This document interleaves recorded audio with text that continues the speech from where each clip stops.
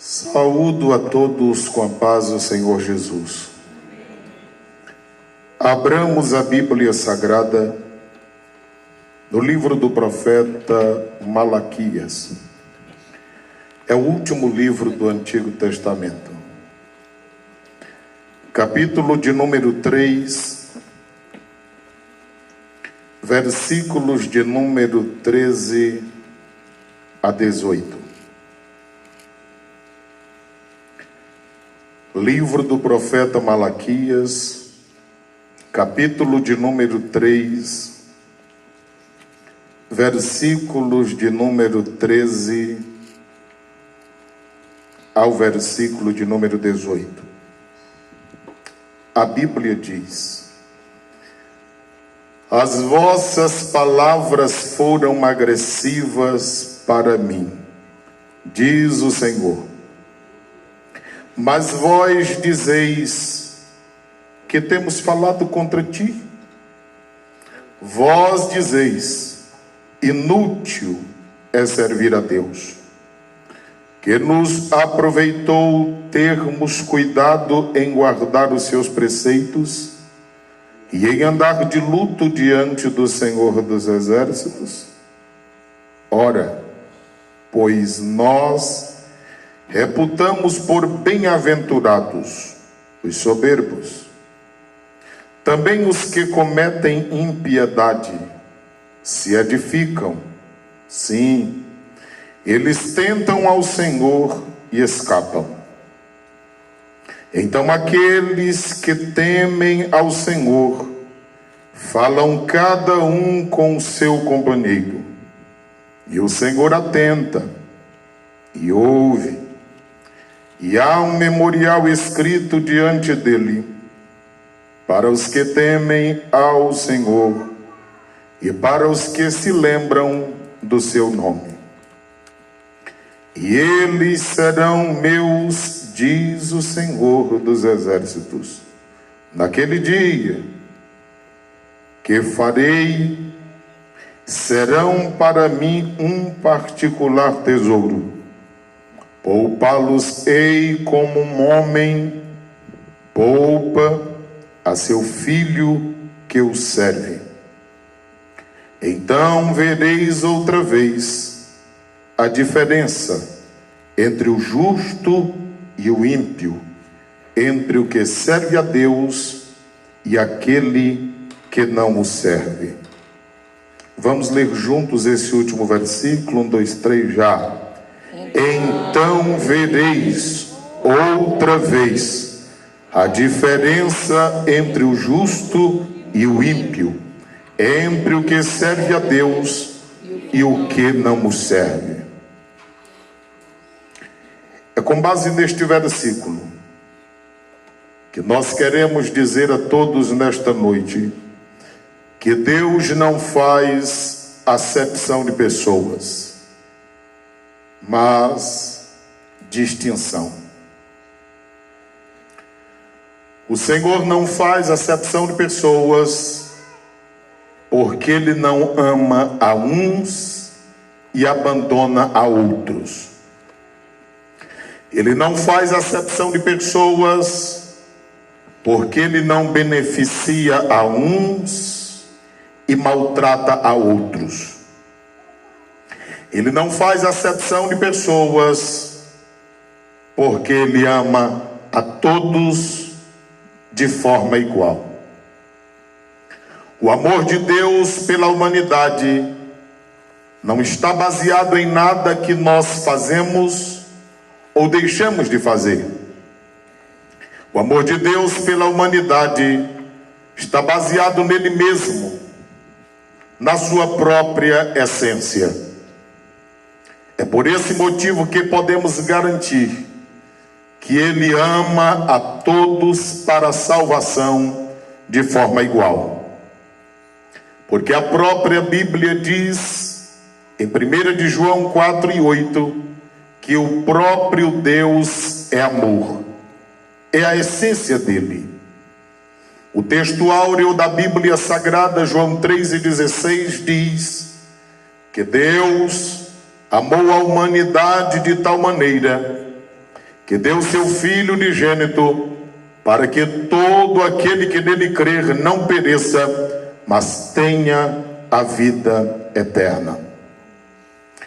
Todavia, a ideia de amor do mundo atual, como os seres humanos se corromperam, a ideia de amor da humanidade também está corrompida. As pessoas acham que amar é deixar o ser humano viver da forma que deseja, quer ou que sente prazer, independentemente dos resultados que surgirão ou que provocarão a forma de vida em que as pessoas estão vivenciando. Todavia, para Deus, amor é chamar a atenção, confrontar o erro em que os seres humanos praticam, corrigi-los, discipliná-los, até que se arrependam e se voltem para Deus e reconheçam a Ele só como o único e suficiente Salvador de suas vidas.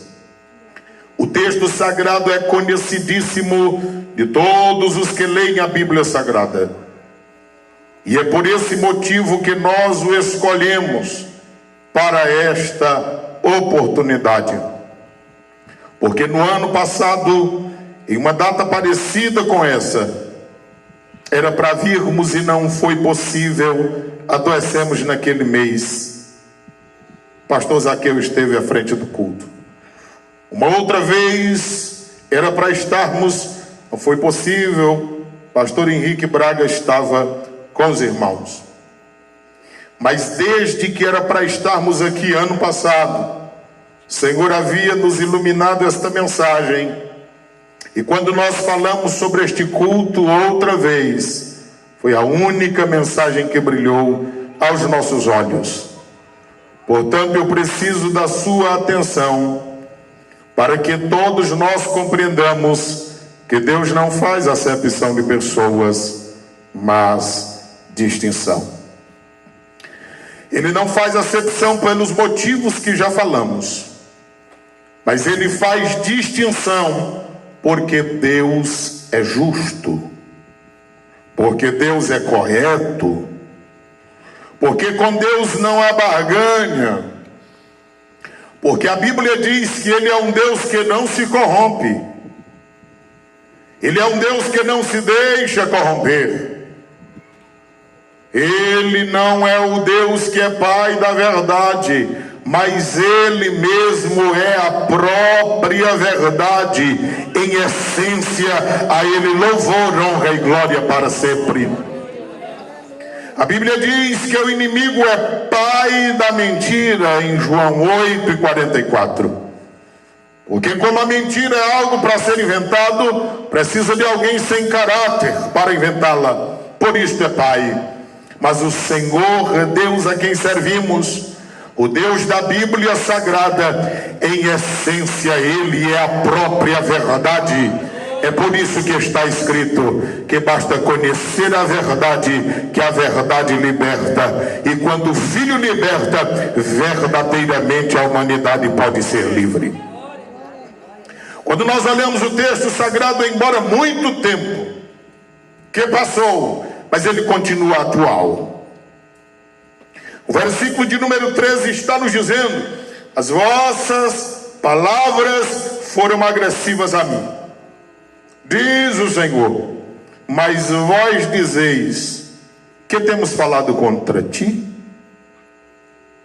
Quando eu olho para esse texto sagrado, primeiro ponto da mensagem, as pessoas agridem a Deus e não percebem. As pessoas estão constantemente a agravar a Deus, agredirem a Deus e não se dão conta disso.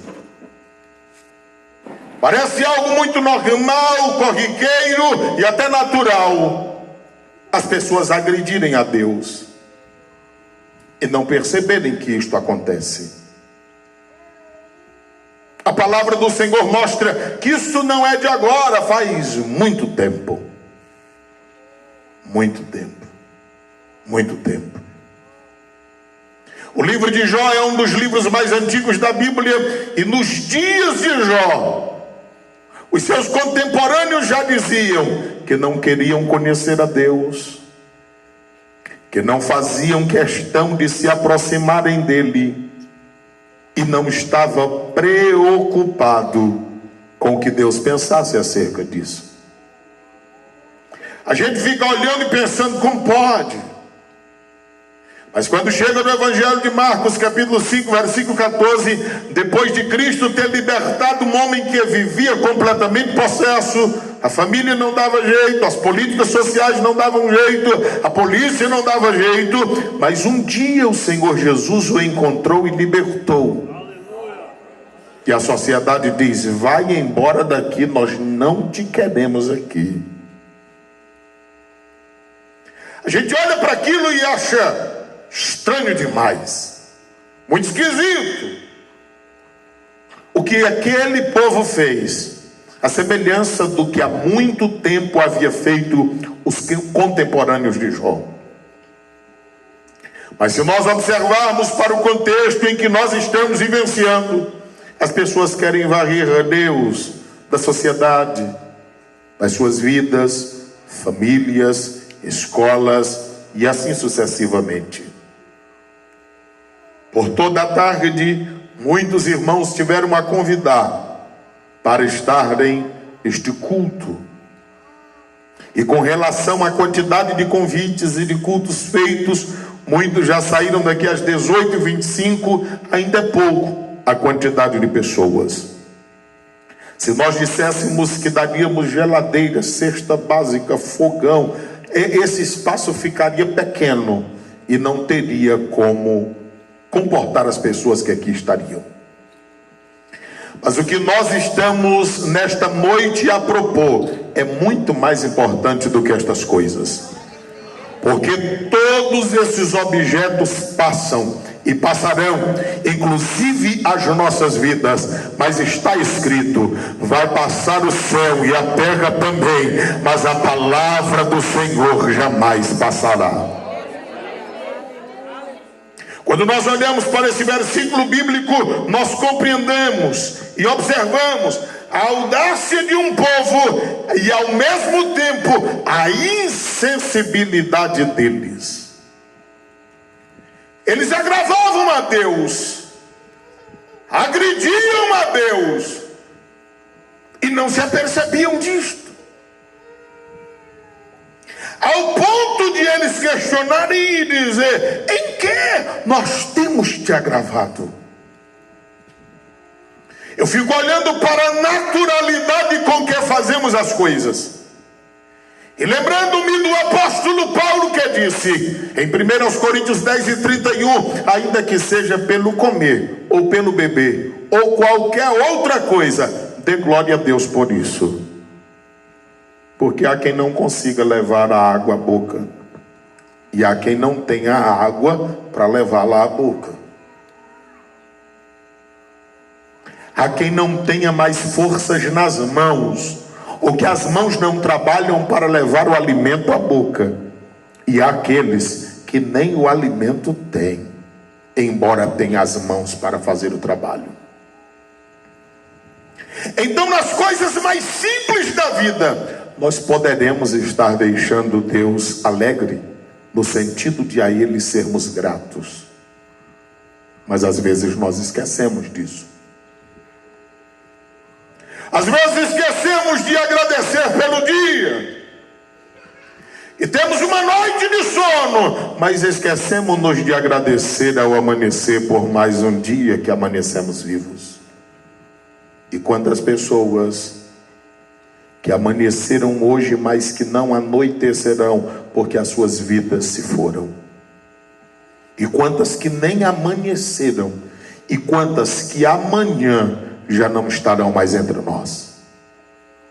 Então, motivo de respirarmos é motivo de nos alegrarmos e agradecer e engrandecer a Deus pela nossa vida, a fim de que não agridamos a Deus e não nos tornemos insensíveis. Versículo de número 14. Vós dizeis: inútil é servir a Deus. Que nos aproveitou termos cuidado em guardar os seus preceitos e em andar de luto diante do Senhor dos Exércitos. Segundo ponto da mensagem. Segundo a visão daquele povo, não havia nenhuma utilidade, não trazia nenhum proveito servir a Deus. O povo no período de Malaquias, eles estavam dizendo que servir a Deus era exatamente uma inutilidade. Na visão deles, não havia sequer uma utilidade em servir a Deus. Porque tanto quanto muitos na atualidade, eles viam servir a Deus apenas como uma via de mão dupla. Eles serviam a Deus para que Deus fizesse alguma coisa por eles. Eles adorariam a Deus para que Deus lhes retribuísse imediatamente com alguma coisa. Eles faziam algo para Deus para que rapidamente recebessem em troca logo algo palpável, visível. O que é um engano muito grande nosso. Nós precisamos, devemos e temos que adorar a Deus, não pelo que Ele possa nos dar, mas pelo que Ele já nos deu. A nossa forma de agradecer e louvar a Deus é como forma de gratidão pelo que Ele já fez. Mais do que isso, a nossa forma de agradecer e glorificar a Deus é porque somos devedores. Um pouco mais do que isso, nós não o adoramos por qualquer outro motivo a não ser pelo que Ele é. Nós precisamos e devemos reconhecer a Deus, porque Ele é Senhor de todo o universo e a Ele pertence honra, louvor e glória.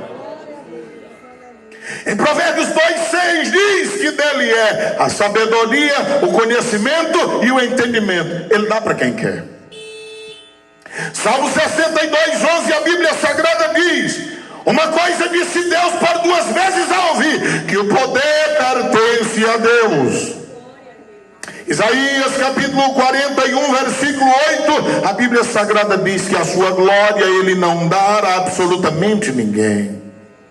É dele, o poder é dele, a honra é dele, a glória é dele.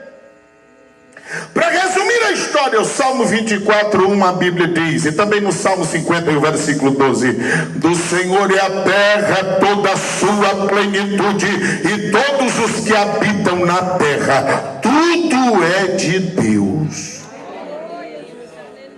Esse ar que nós estamos respirando é de Deus também. Se Deus der, temos nós. Se Ele não der, nós não temos como respirar. Se todos nós entendermos isso, as coisas ficarão melhores.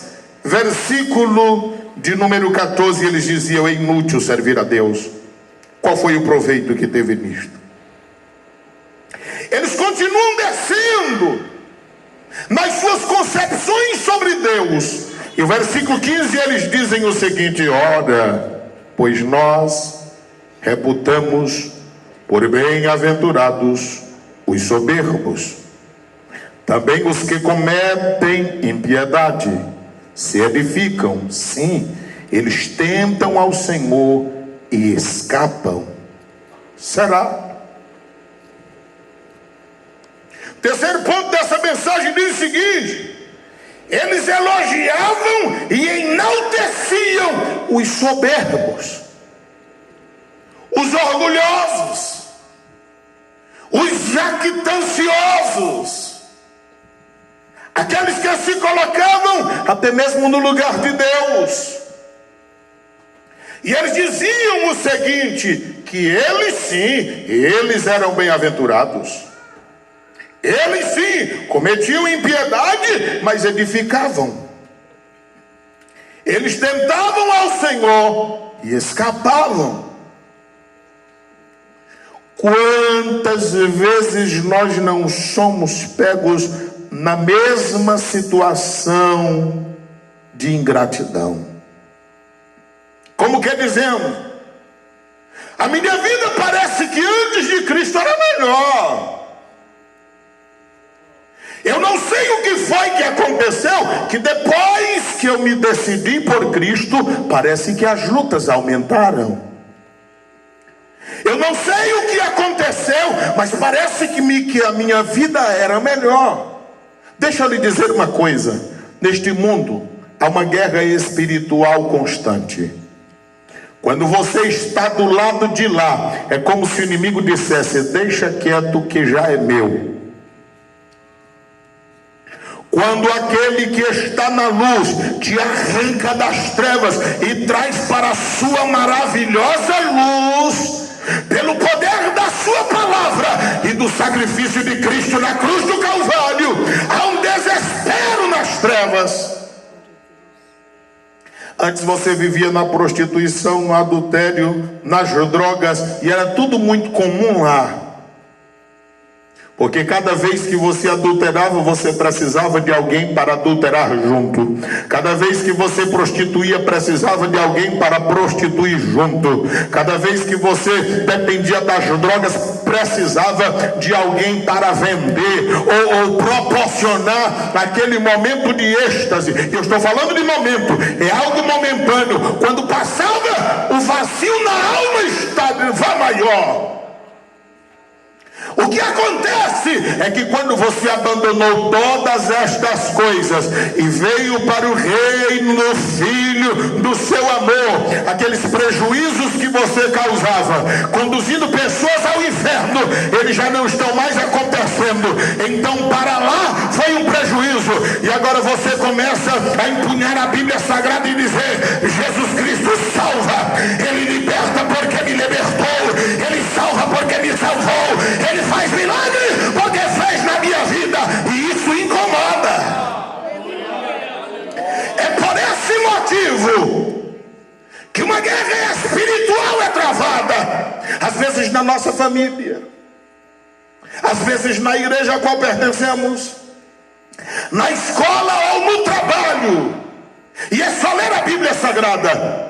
Se você ler Gênesis capítulo 37, você verá que havia um moço chamado José, crente, que até os irmãos dele o invejavam, porque ele é crente. O traíram, caluniaram, venderam e tentaram acabar com a vida dele. Mas quem está com Deus, quando parece que tudo está mal, o Senhor vira o cativeiro. José tornou-se governador lá no Egito, o mundo famoso de então, e todos os seus irmãos vinham até ele, e ele sustentava todos eles. José foi chamado de Zafenat Paneia, ou seja, o Salvador do mundo, simbolizando o próprio Cristo que viria depois, porque as mesmas coisas aconteceram com Cristo, mas Cristo veio para salvar a humanidade de todos os seus pecados. Glória ao nome do Senhor por isso. Há uma guerra espiritual que, por mais que nós não compreendamos, ela continuará a existir. Mas quando nós a compreendemos, se torna mais fácil para lutarmos. O texto nos mostra no versículo de número 15 que eles tinham os soberbos por bem-aventurados. Ora, a Bíblia diz que é bem-aventurado aquele que não anda segundo o conselho dos ímpios, não se detém no caminho dos pecadores e nem se assenta à roda dos escarnecedores, porque o seu prazer está na lei do Senhor, e na palavra de Deus medita de dia e de noite. Soberbo não, ímpio não. É aqui onde eu digo que Deus não faz acepção de pessoas, mas faz distinção. Eles diziam ainda: bem-aventurados são os soberbos, os que cometem impiedade. Então eles estavam achando que quem vivia uma vida se revolvendo na lama, uma vida ímpia, estava melhor do que eles. A Bíblia mostra no Salmo 73 que houve um salmista que ele ficou pensativo, dizendo que ele olhava para as pessoas prosperando no mundo e ele achava a mesma coisa. Mas isso só aconteceu na vida dele até que ele entrou no santuário de Deus. Porque quando entrou no santuário, ele disse: eu percebi, é que tudo que eles desfrutam é só desse tempo presente. Quando encerra aqui, aí começa a serem penalizados, porque é aí onde começará o juízo. Eu quero que todos nós saibamos e lembremos-nos de que a morte é apenas uma vírgula na existência da humanidade. A morte não é o final. A morte é o princípio de uma vida que não terá fim. É por esse motivo que a igreja prega. É por esse motivo que a igreja anuncia. É por esse motivo que incansavelmente a igreja diz: venha para Cristo, se entregue a Cristo, mude de vida, porque só Cristo pode transformá-lo. Mas infelizmente as pessoas às vezes nos têm por antipáticos, abusados, insistentes, acham que não precisam disto. Um segundo depois da morte, você entenderá por que insistimos tanto. Alguns minutos depois do arrebatamento, quando a igreja for tirada da face da terra, o mundo compreenderá qual era a função da igreja na face da terra. A palavra do Senhor nos mostra, ainda no versículo de número 15, que ele dizia: eles edificam e eles escapam. Quando o ser humano se torna ingrato, insensível, quando eles agridem a Deus, quando eles começam a ter por bem-aventurado aqueles que fazem tudo errado, os seus pensamentos e entendimentos são obscurecidos, entenebrecidos, e eles não conseguem ver as coisas com a real visão que Deus vê. Porque se você quiser confrontar esse versículo 15, basta você ler o capítulo 4, versículo 1. Está dizendo: porque eis que aquele dia, aqui é o Senhor falando do dia do juízo, aquele dia se reporta a um período futuro que está se aproximando, e ele vem se aproximando rapidamente, como disse o profeta Sofonias no capítulo 1, versículo 14 a 18 do seu livro. Naquele dia vem ardendo como forno. O grande dia do Senhor, ele vem com uma simbologia de fogo. E todos quem? Todos os soberbos. Olha o versículo 15. Eles estavam dizendo que os soberbos prosperavam, eram bem-aventurados, viviam na impiedade, mas edificavam. Eles tentavam ao Senhor e escapavam. Escapa agora, mas daqui a pouco não tem como escapar. Apocalipse 20, versículo 11 a seguir, o apóstolo João diz: eu vi o trono no céu, a terra fugiu e o céu também fugiu, e o que estava sentado sobre o trono era maravilhosíssimo, e ele começou a julgar grandes e pequenos, ricos e pobres, famosos e sem fama. Ele julgará todos, um a um, todos encontrarão a ele naquele dia. O texto sagrado aqui não diz diferente. Todos que cometem impiedade serão como palha. Como é que é a palha? O vento para onde sopra ela vai. São pessoas que vivem hoje, que facilmente são levadas por qualquer história. Quando se trata de servir a Deus, alguém diz: não vou porque minha esposa não vai. Você já pensou se todo homem só fosse onde a esposa quisesse? Se trata de servir a Deus, aí o jovem diz: não posso, meu pai não quer. Mas o pai não quer que ele use droga, e ele usa. A mãe pode chorar lágrimas de sangue, ele vai usar do mesmo jeito. Mas quando se trata de servir a Deus, aí eles dizem: não posso, minha família não aceita. É por isso que a Bíblia diz em Romanos 1:20 que os homens não têm desculpas diante de Deus, porque Deus nos conhece por dentro. Embora alguém nos conheça superficialmente, o Deus da Bíblia Sagrada conhece o nosso interior, Ele sabe das nossas intenções. O texto sagrado diz em Malaquias 4:1: eles serão como palha, e o dia que está para vir os abrasará. E ainda diz o Senhor dos Exércitos: de sorte que não lhe deixará nem raiz e nem ramo. Não tem como escapar do dia da grande ira do Senhor. É esse o motivo que nos leva a pregar insistentemente e aparentemente, repetidas vezes, o desejo de que as pessoas compreendam essas verdades. O versículo de número 16, a Bíblia diz assim: então aqueles que temem ao Senhor falam cada um ao seu companheiro, e o Senhor atenta, ouve, e há um memorial escrito diante dele para os que temem ao Senhor e para os que lembram do seu nome. Aqui começa a distinção. Você viu que até agora não há acepção de pessoas, mas existe uma distinção. Versículo de número 16 fala de alguém que teme e fala de alguém que lembra do Senhor. Ao tempo que os versículos anteriores fala de alguém insensível, de alguém ingrato, de alguém que acha que viver na impiedade, no pecado, viver na soberba é quem está de fato e de verdade bem. As pessoas esquecem que isso passa tão rápido.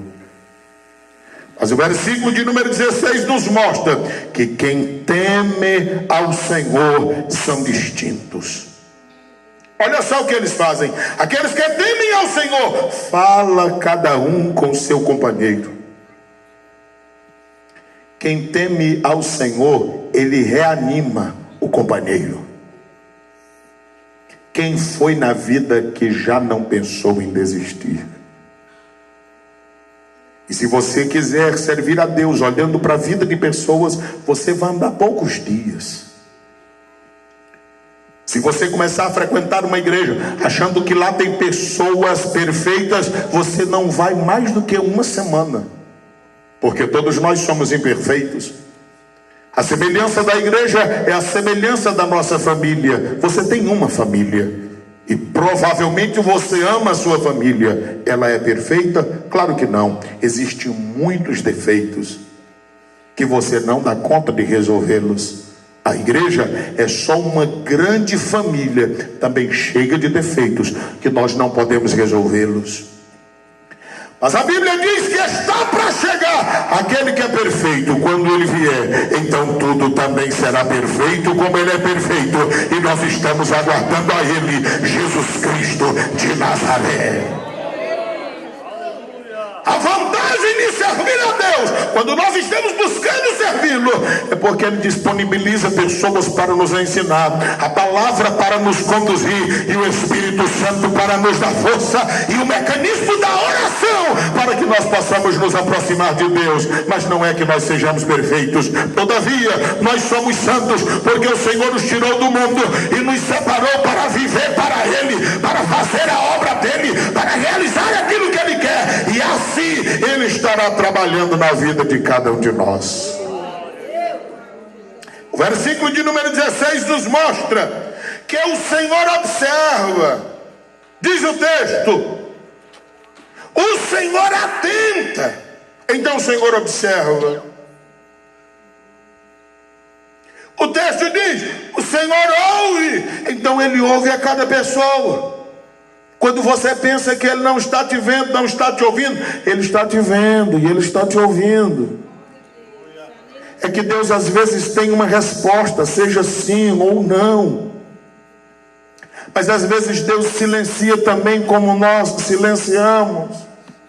E às vezes Deus diz: espera um pouco. E nós vivemos um período de imediatismo. Nós não temos paciência de absolutamente nada. Nós queremos tudo a ponto e a hora. É uma geração rápida. É uma geração que quer resultados logo. Vida cristã nunca será assim. Vida cristã vitoriosa é uma vida de leitura da Bíblia Sagrada diariamente, vida de oração constante e vida de separação daquilo que desagrada a Deus por todos os dias da sua vida. É decisão. Se nós achamos que serviremos a Deus do jeito que nós achamos, queremos ou pensamos, nós não serviremos a Deus. Vida cristã é vida de leitura da Bíblia diariamente, de oração constante, de consagração a Deus, separação para Deus. E o lugar onde nós mais somos testados é exatamente no ambiente chamado família e no ambiente chamado igreja. Porque é lá que estão as pessoas imperfeitas para se aproximarem de nós e às vezes até nos ferir, às vezes até nos machucar, da mesma forma como fizeram com Jesus quando ele veio a essa terra. Mas ele não amaldiçoou ninguém. Judas o trai, o vende, o identifica com um beijo e ele olha e diz: amigo, você fez isso comigo. E ele andou a vida toda, Jesus sabia disso. Jesus o identificou na ceia, mas Jesus não o amaldiçoou, não o desprezou, porque isso é uma iniciativa de cada pessoa. Às vezes você olha para a igreja e diz: na igreja tem gente mais pecador do que eu, na igreja tem gente que erra mais do que eu. Deixa eu te dizer, eles poderão ficar dentro da igreja e até manchando a instituição, mas está chegando o dia onde o Senhor fará distinção, não acepção. Não se engane com isso. Porque se você e eu, que falhamos, temos esse olhar crítico, imagine aquele que é perfeito em tudo, e a sua essência é pureza e santidade. Se nós fazemos essa leitura, quanto mais. O texto sagrado nos mostra ainda que o Senhor registra, versículo 16 diz: e há um memorial escrito diante dele. Se as pessoas não veem, se as pessoas não ouvem, se as pessoas não observam hoje, mas diante de Deus tem um registro. Inclusive este culto de hoje está catalogado no registro de Deus, que mais uma vez nós estamos tendo uma oportunidade, em uma mensagem muito esclarecedora, que é impossível que alguém diga: eu não compreendi. Hoje alguém já me disse assim: é lindo ver você explicando a Bíblia, mas a Bíblia, já que é um livro para todos, deveria ser um livro fácil para se ler. Aí eu fico olhando para os celulares, que não é nada fácil de se lidar com ele, e todo mundo sabe fuçar de um lado para o outro, de dentro para fora, e fazer tudo. Isso só depende de interesse. Por que alguém não sabe da Bíblia? Porque não se interessa por ela. Por que alguém sabe de celular? Porque depende dele para tudo e serve dele para tudo. Nós precisamos entender que prioridade não são redes sociais e nem tecnologia, embora nós precisemos dela. Prioridade é nós conhecermos acerca da nossa vida aqui e da vida do porvir, porque ela está chegando e vai chegar para você e vai chegar para mim também. O texto sagrado me diz e mostra-me que é o registro diante de Deus. E mais do que isso, para os que o temem. Segundo, e para os que se lembram do seu nome. Alguém diz: eu temo a Deus. Se lembrou dele hoje? Ainda não. E nem vai. Porque as pessoas estão ligadas a um sentimento mentiroso. Elas mentem para si mesmo. Lembrar, elas acham que é só dizer: eu lembrei de Deus. Deus existe. O Senhor está dizendo de segui-lo, de servi-lo, de sentir necessidade de Deus, como nós sentimos das refeições diárias. E temos desejo da palavra dele, como temos necessidade da respiração. De desejarmos estar perto de Deus, como desejamos estar perto de quem amamos de verdade. Mas as pessoas, dia após dia, estão preocupadas em sentir prazer, em promover prazer, em viver as coisas que o mundo oferece, e às vezes até se chateiam quando nós dizemos que servir a Deus é viver uma vida que agrade a Deus, embora não agrade aos seres humanos. Mas as pessoas querem servir a Deus agradando todo mundo, e isso é simplesmente impossível na vida de quem em verdade serve a Deus. Porque falar a verdade para as pessoas no mundo atual é afrontá-las. Esclarecer o que precisamos fazer para muitos é incoerente. Orientá-las da forma certa é sermos antiquados, ultrapassados e quadrados. Afinal de contas, a conjuntura do mundo atual é um mundo libertino, sem Deus, sem paz, sem salvação, sem compromisso com Deus, sem compromisso com as verdades de Deus. As pessoas querem viver uma vida que não lhes cobre nada, que não lhe exija nada, que não precisa oferecer nenhum tipo de esforço, mas viver de qualquer jeito e de qualquer forma. Caminho do céu é para quem está decidido a viver uma vida de renúncia constante. Nenhum de nós somos bons. A essência, a Bíblia diz que o homem já nasce com desejo de desagradar a Deus. Essa é a natureza pecaminosa. Mas quando lemos a palavra, o Espírito Santo trabalha em nós. Aí a gente começa a lutar todo dia com a nossa matéria. Nós não vamos fazer o que agrada esta carne, nós vamos fazer o que agrada a Deus. Senhor, me dá força para eu não viver do jeito que eu quero, mas do jeito que o Senhor quer que eu viva. Eu não quero viver da forma deste mundo, mas viver de uma forma diferente. E o melhor de tudo é que todo ser humano sabe ser crente. As pessoas não querem ser crente porque não querem viver uma vida de renúncia. Até quem nunca leu a Bíblia, nunca foi a uma igreja, todo mundo sabe ser crente. Isso é uma questão de essência, e é bom por isso, porque quem não for ser crente é porque não quer. E no dia do juízo serão julgados por não ter desejado ser o que sabiam ser. Alguém para fumar precisa que alguém lhe ensine. E alguém diz: tu sabe fumar, mas tu não sabe tragar. Aí ele tosse, ele se engasga, e aquela confusão até que aprende. A gente não sabe beber, tu se bebeda com um copo, fulano bebe uma caixa e não tem nada, tu sabe beber. É devagar, não sei o que, é de gole em gole, vai aquele negócio. Aí quando se trata de ser crente, todo mundo sabe, mas não quer, porque tem que negar a carne. Como é que eu sei que todo mundo sabe? Quem é crente pisa fora da linha, que todo mundo te aponta e diz, tu não diz que é crente. E você é ou não, mas eu sei que crente não faz isso. Ah, você sabe, sei. Você está fazendo o que crente não deve fazer. Então eles sabem o que crente pode e que não deve fazer. Então só não são por não quererem ser.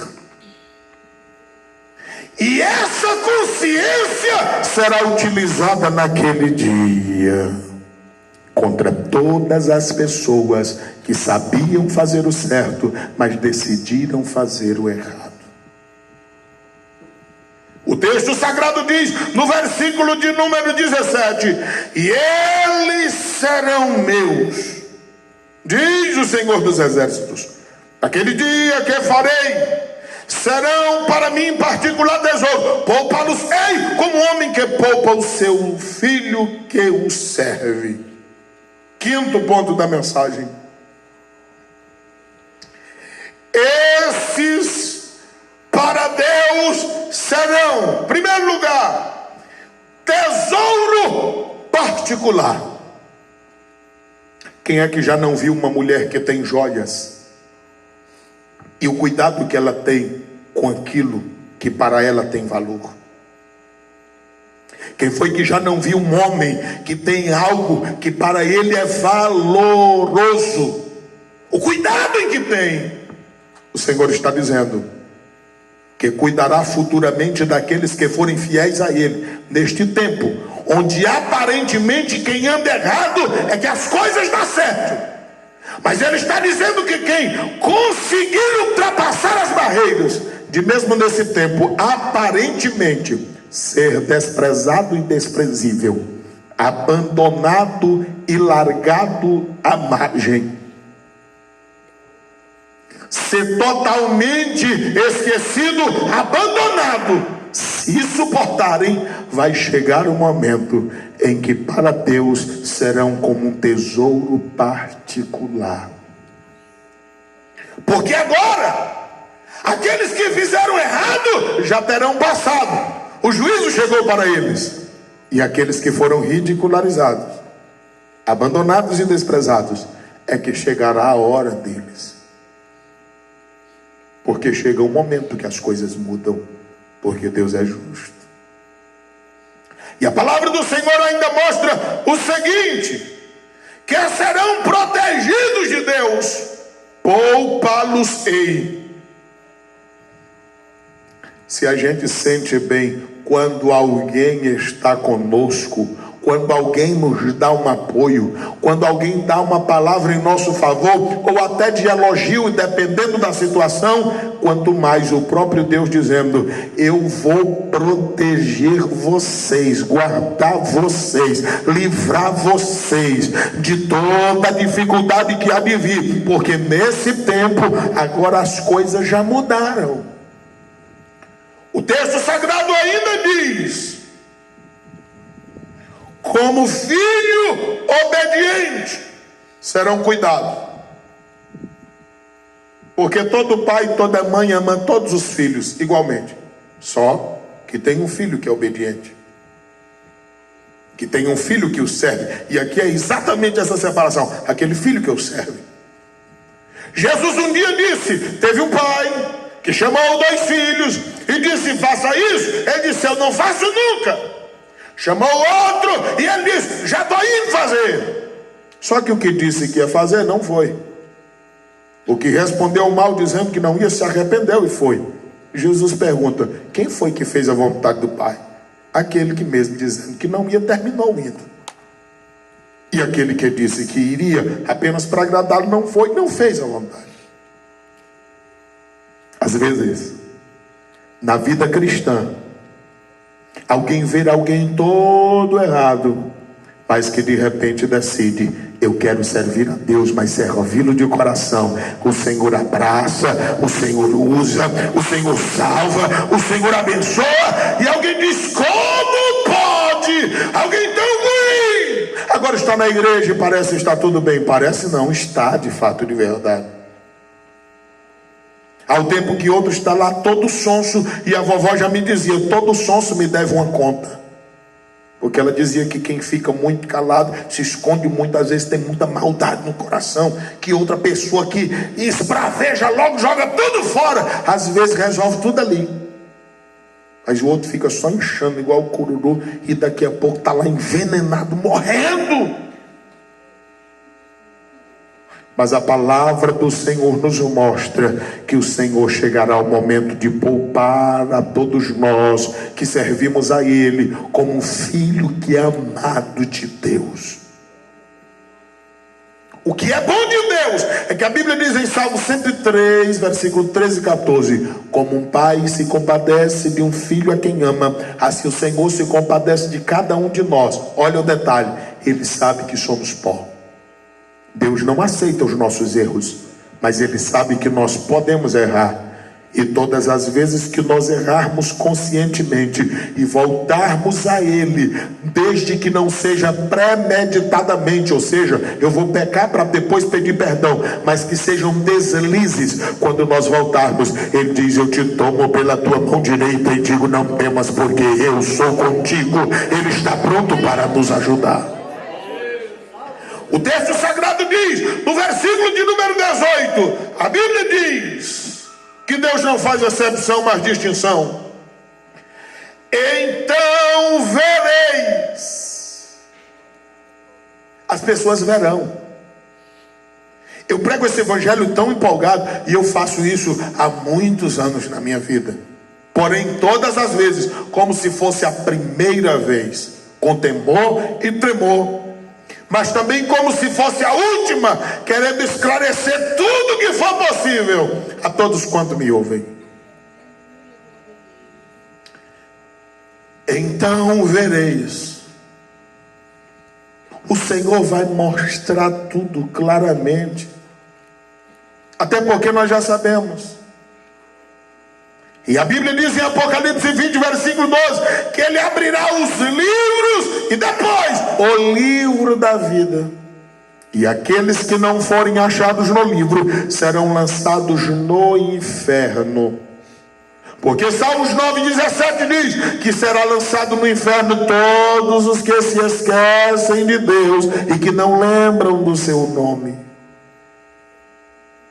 E a maior prova que o inferno existe é porque no mínimo em cada casa das pessoas que me ouvem tem um lixeiro. O lixeiro do mundo é o inferno.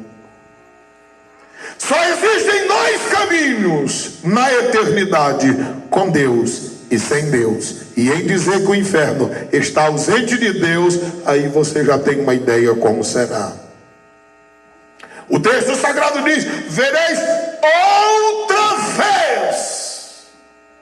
Porque durante a história sempre foi demonstrada a distinção que Deus fez. No tempo de Noé, Noé e a sua família. No tempo de Ló, Ló e as suas duas filhas. Em todo tempo houve distinção. No tempo do Egito, o povo de Deus e o povo que não era de Deus. Em todo tempo. Todo tempo houve distinção.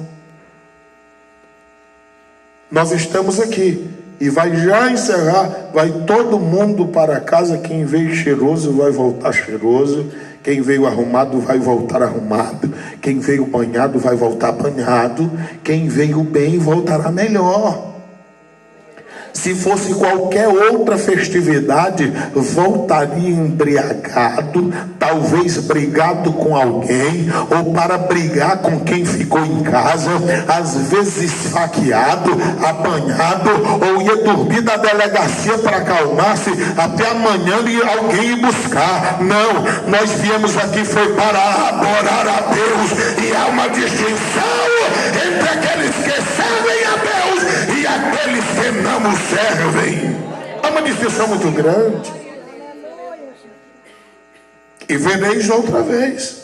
Porque alguém vê uma calmaria dessa. Mas quantas pessoas têm medo? Nós não sabemos, mas tem muita gente. Mas é um silêncio dessa, só um homem gritando. é para que todos ouçam. E quem ouvir, guarde o que o Espírito Santo diz à igreja. É para que todos compreendam e entendam acerca do nosso bem amado e Salvador Jesus Cristo.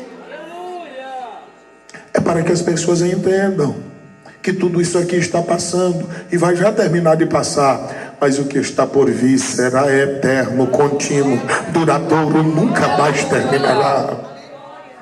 A palavra do Senhor nosso Deus diz outra vez a diferença entre o justo e o ímpio.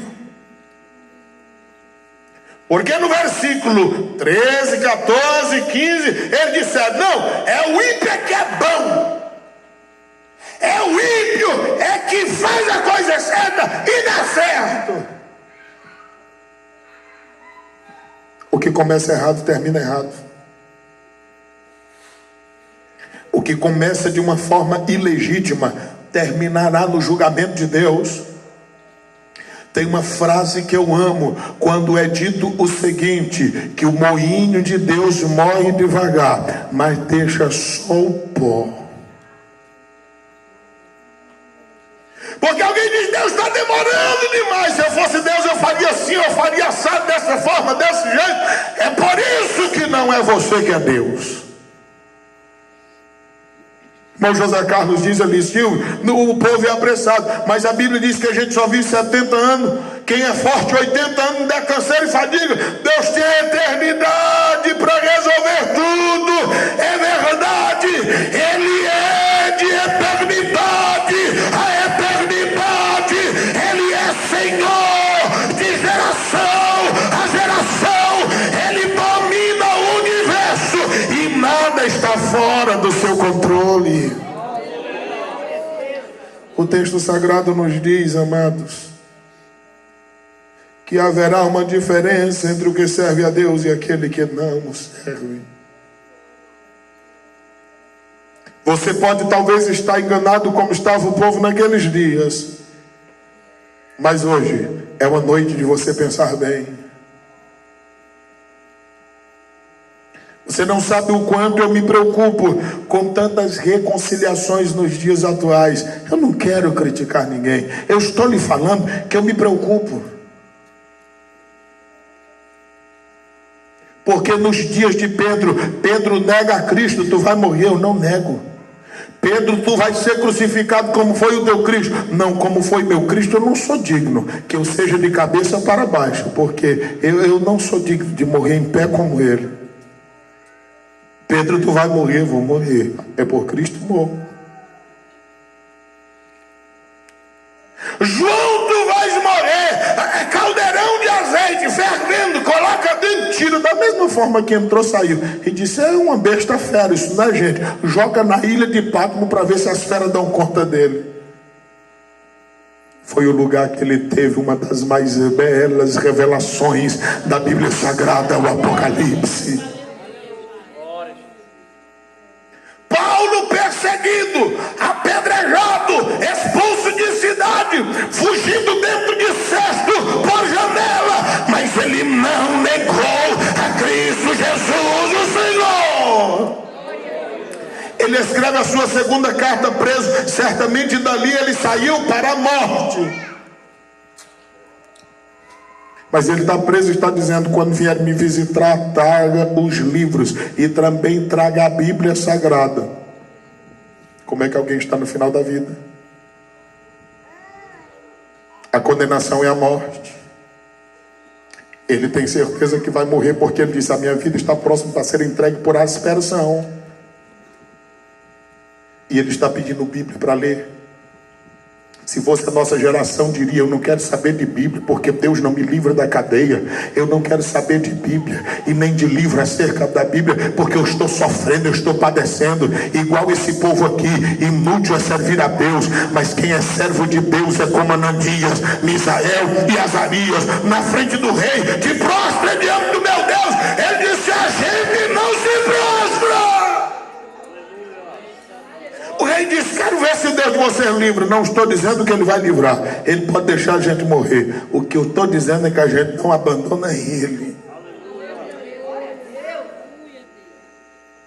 É desta fé que eu estou falando.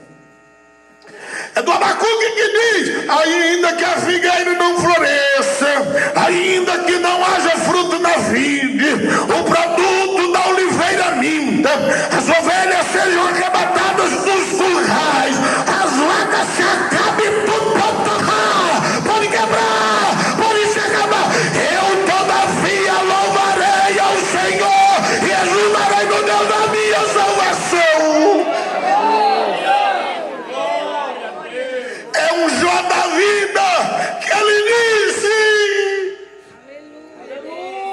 no capítulo 19, 17 do seu livro. Ele disse: só sobrou a pele dos meus dentes, porque é esmalte. Estava ferido o corpo, só lhe sobrou um caco de telha para calçar-lhes. As impingens e os fungos que estavam deteriorando aquele homem. Ele disse: o meu bafo é estranho até a minha esposa. Irmãos, quando a esposa de verdade vem abandonar, Jó disse: o meu bafo está apodrecido e as pessoas não suportam. Jó 19, 23 a 27, ele diz: eu queria ter um livro de pedra. O que Moisés depois teve, as tábuas da lei. Eu queria ter uma caneta de ferro com letra de chumbo, disse Jó. Eu não queria um livro de pergaminho e nenhuma letra de pena e tinta. Era livro de pedra com tinta de chumbo, caneta de ferro. Eu fico imaginando que está todo mundo olhando, dizendo: o cara ficou louco mesmo, ninguém viu o livro desse jeito. O que era que Jó ia dizer? Ele disse: eu sei. Se os outros não sabem, problema. Ele diz: eu sei. O meu Redentor vive e que por fim se levantará sobre a terra. Eu sei que os meus olhos verão a Deus, os meus ouvidos ouvirão a Deus, não serão outros olhos e nem outros ouvidos. Jó 42, ele disse: oh meu Deus, eu sei que tu podes todas as coisas e os teus pensamentos não podem ser frustrados. Antigamente eu ouvia falar de ti, eu não conhecia nada acerca de ti, mas agora eu tenho contemplado a ti, eu tenho comunhão contigo, eu vivo uma vida na tua presença. Isso é vida cristã. Que não abandona Cristo por absolutamente nada, pelo que possa ser oferecido a Ele, seja rejeição, perseguição, difamação, o que for. Mas nós estamos firmes em alguém que morreu na cruz do Calvário para salvar toda a humanidade. É nele que nós cremos, é a Ele que nós seguimos, é por causa dele que viemos aqui pregar, é a Ele que nós adoramos e servimos, para todos sempre o serviremos. Tem alguém nesta noite que deseja entregar a sua vida a Cristo? Eis a oportunidade. É só Jesus quem pode lhe salvar. É só Ele que pode mudar a sua vida. É só Ele que pode mudar você. Eu aproveito para convidar a todos que me ouvem, porque às 9 horas da manhã, em todo o templo da Assembleia de Deus nessa cidade, nós estamos estudando a Bíblia Sagrada. E amanhã será falado sobre o ministério de Jesus, porque Jesus vivia cheio do Espírito Santo para fazer a vontade do Pai. E é isso que Ele quer de cada um de nós. Amanhã à noite, culto em todos os templos da Assembleia de Deus. Segunda-feira, lá na sede, Rua 3 de Agosto, culto de ensino da palavra. E quarta-feira é culto da família, você está convidado para ir lá. Mas se você quiser entregar a vida a Cristo como Senhor e Salvador, a oportunidade é esta. Tem alguém nesta noite?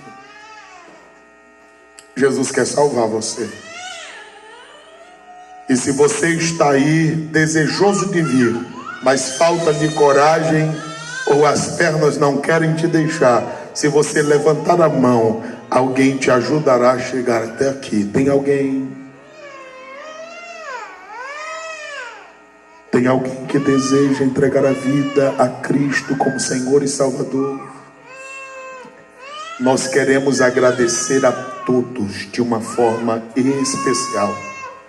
Agradecer ao Senhor Messias, que é o líder desta família e proprietário dessas residências, a sua companheira irmã Toinha, toda esta família que nos proporcionou este espaço para nesta noite servir de palco de louvor, adoração, gratidão e exaltação ao santo nome do Senhor nosso Deus.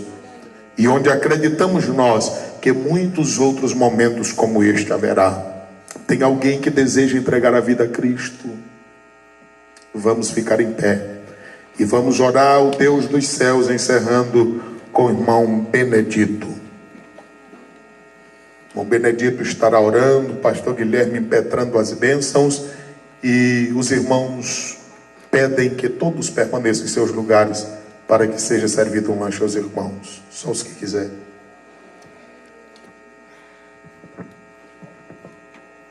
Glória a Deus, vos saúdo a todos com a paz do Senhor. Glória a Deus. Oramos ao Senhor. Soberano Deus e poderoso Pai, Senhor, nós somos gratos a Ti neste momento, Senhor, pela palavra que foi ministrada nessa noite, neste lugar, aos nossos corações. Eu creio que nesta noite todos ouviram a palavra. Eu creio que todos irão sair nesta noite deste lugar, mas vão sair preenchidos pelo poder do Espírito Santo, que foi ministrado nessa noite a cada um, a palavra do Senhor. Eu sou grato a Ti, Senhor, por este momento todo especial. Agradeço ao Senhor pela vida de cada um que ouviu a Tua palavra e que estão presentes neste lugar. Senhor Deus, que o Senhor leve o Teu povo em paz aos vossos lares.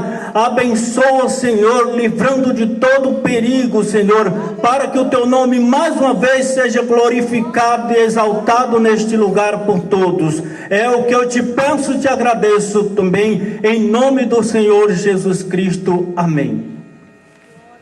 Que a graça do Senhor Jesus Cristo, o amor de Deus nosso Pai, a comunhão e a consolação do Espírito Santo de Deus, seja com todo o povo de Deus, desde agora e para sempre. Todos dizem amém e amém. Que Deus abençoe.